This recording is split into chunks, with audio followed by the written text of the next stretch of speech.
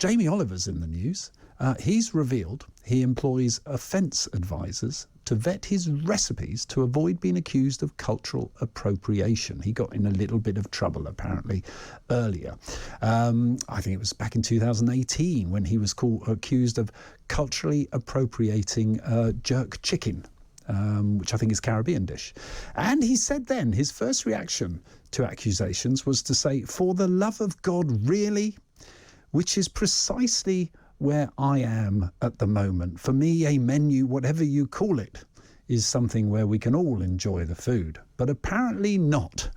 Anyway, to help me try and navigate this, to try and understand it, I'm very pleased to welcome to our next guest to the show, who is going to guide me through this particular issue, and that is Weyman Bennett, co-convener of Stand Up to Racism.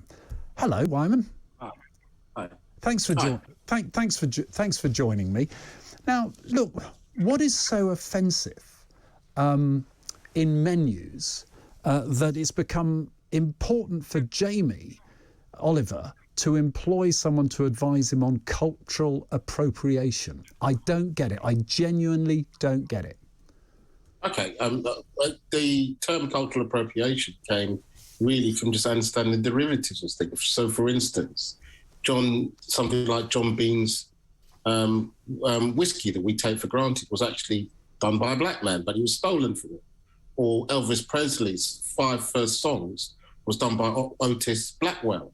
And what had to happen was there had to be some acknowledgement that took place. And really all people are saying is that the development of food and culture is something that we all share, but it's always worth giving acceptance about where some of that origin came from. Maybe in 500 years' time, when people are looking at Shakespeare, it may be played in different countries, China or India, but people would still be surprised if they heard that Shakespeare wasn't English or he didn't come from Birmingham, but he came from somewhere else because it became the most popular show.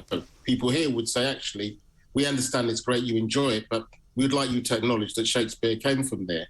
So I think it's not for the love of God. I think that's just the reality of living in a globalised world. We're talking in this case, as I understand it, or the case that was, first of all, it was about the issue that he didn't know what jerk was as a food, right, as I understand it, and that has to have meat in it. And because he didn't have a meat and yet called it something jerk, I don't even know what the full thing was, this was cultural appropriation. I mean, surely you're talking about having an understanding, but, how can that possibly be offensive or worthy of such comment that he now has to go to the expense? Well, what people are saying is that if something's from a particular area or described in a particular way, describing it accurately, food, music, and literature, right? I mean, it doesn't matter so much here because actually appropriation of stuff that's been taken isn't properly acknowledged.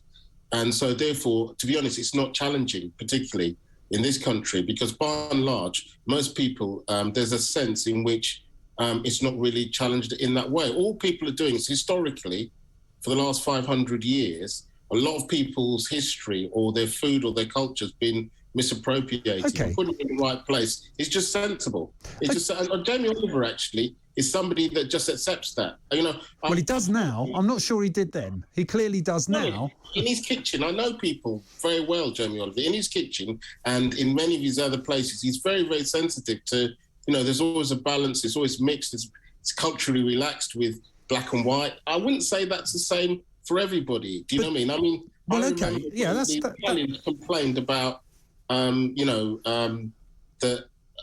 way that I don't know, it was carbonara. Let me help you. Let me help you out here if I can. It was a slightly dodgy line there. Hopefully we can pursue this. But the problem is I see this as this particular issue as utterly trivial. I can and totally accept your point about lack of awareness and so forth. But what we're basically doing, are you not undermining your point about cultural appropriation when it can be at its most serious, right, by actually having someone worrying about menus? Let me sort of give you an example.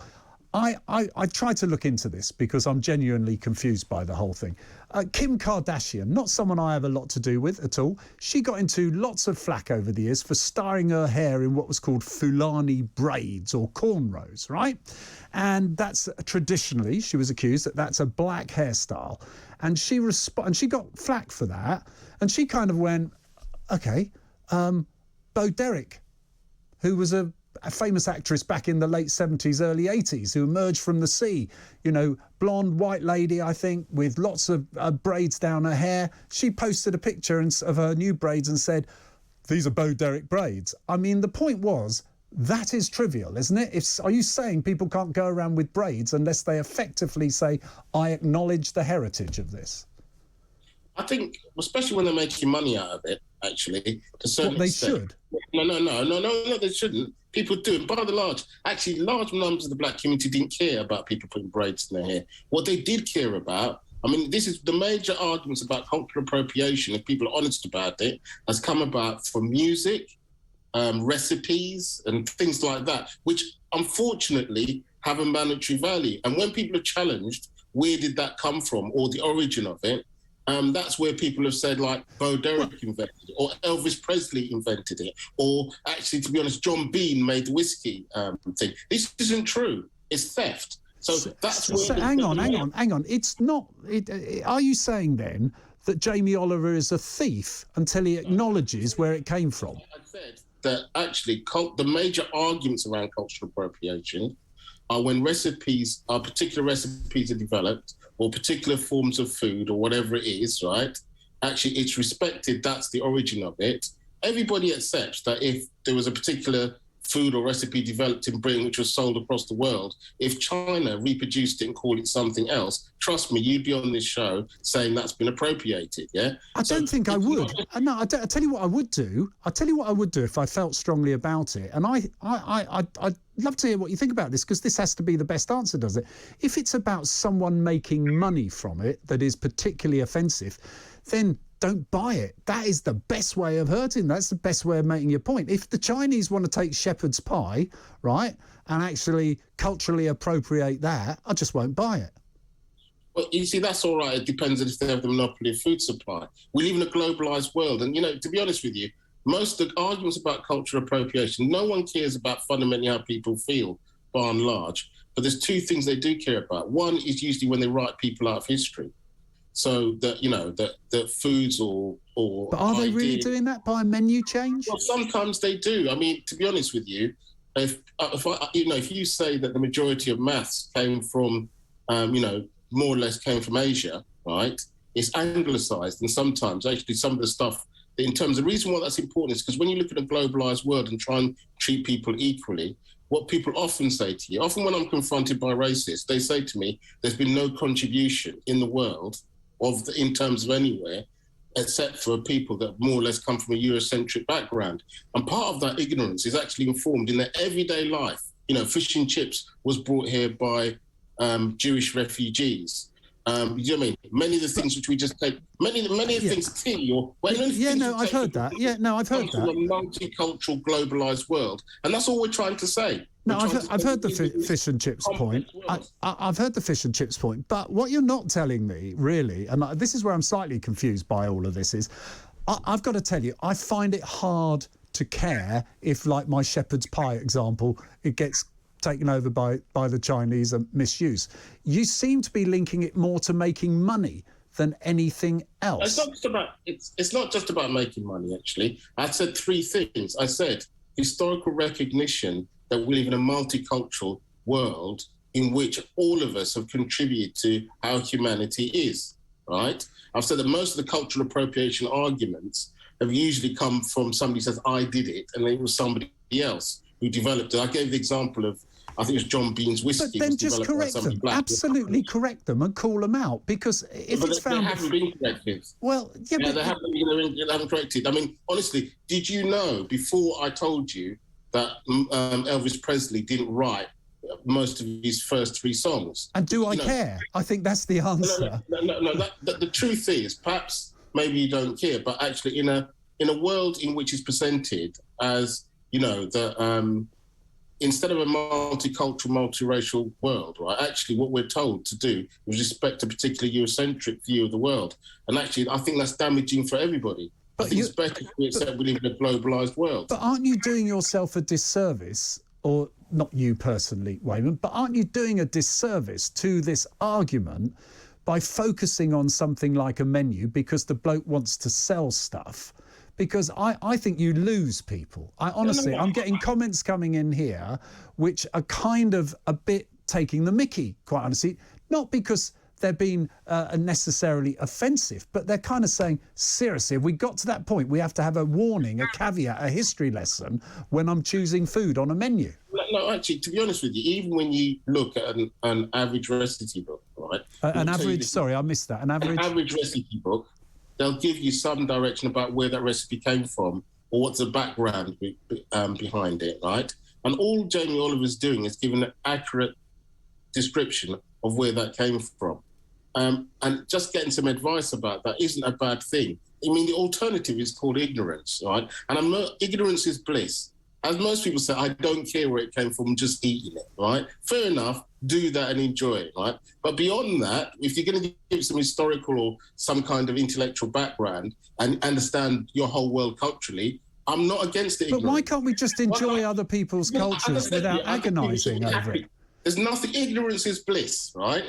And people, the ignorant can be happy being ignorant. And no one is challenging their ignorance, right? What I am saying is, though, if there's an informed discussion about where that came from or what was accurate or what is the truth, then most of us, I mean, to be honest, I don't know where saffron comes from.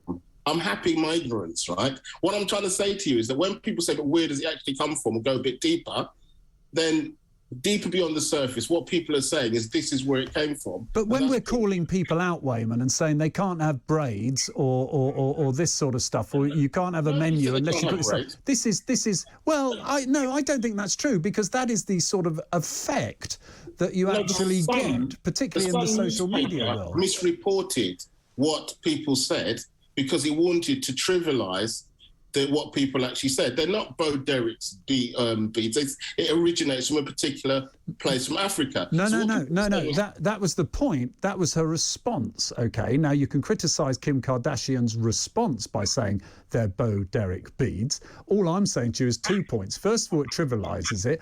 If it's about money, which seems to be your key point, that's when this gets offensive, then fine, don't buy them. But why can't we just do things and enjoy them without agonising about whether we are stealing something from another culture, which frankly, I'd be pleased if someone was. I think imitation is the best form of flattery. No, it's to be honest with you, actually, I think that what people are saying is that they're asking for some recognition. You know, and of course, I've got no problem in Britain pretending that spaghetti bolognese came from Birmingham. I have no problem with it. People want to say that. Unfortunately, it's just not true, right? But do you have a problem? Maybe people have a problem with the truth, right? That's all I'm saying is, if you tell the truth, okay, why is that so upsetting for people? And but it's not upsetting anyone. I think what we're saying is it's upsetting that it's, if you like, the food connotation, being rammed down our throats, that we have to think very carefully about what we put on menus. I leave you with this thought, Weyman. I leave you with this thought, all right? Okay. Under the discussion about Jamie, where he told off for using the word jerk because it had no chicken on it, I get from a company a bolognese, right? And it's a vegetarian bolognese. Am I culturally offending the Italians? No problem with that. No. Look, that's not jerk. Chicken is not the same as jerk with something else. That's all he was told. He wasn't told off for it. He was just said that's an inaccurate description of the recipe. And being a chef, and a gentle person, he just wanted to get it accurate. Yeah, well, it's a very expensive telling off now. He's gone and had to hire the Cultural Appropriation Committee. But there you go. Weyman Bennett, for time reasons only, I have to bring this to end. Thank you for joining in the conversation. What do you make of that? 0344 499 1000.